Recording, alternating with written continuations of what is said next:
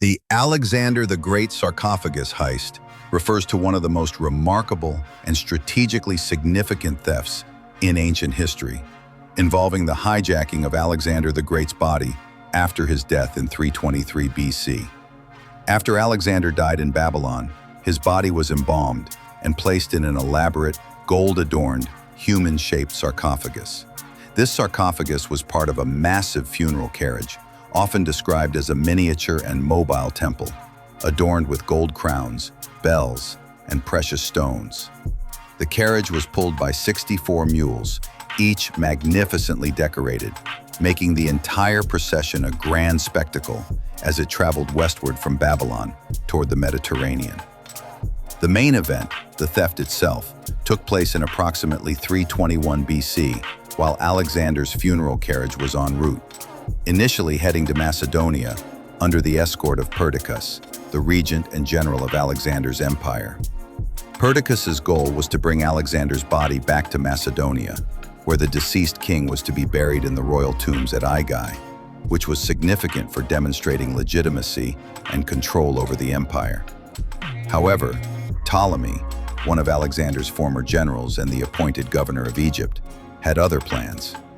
Recognizing that controlling Alexander's corpse meant wielding symbolic power, Ptolemy orchestrated a secret plot, colluding with the escort commander Audacious and the governor of Babylonia, Archon, to divert the funeral carriage south towards Egypt.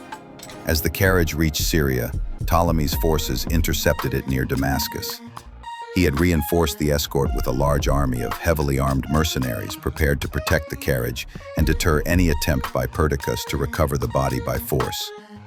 When Perdiccas sent a lightly armed retrieval task force to catch up with the procession, they were outmatched by Ptolemy's larger, better-equipped army and forced to abandon their effort.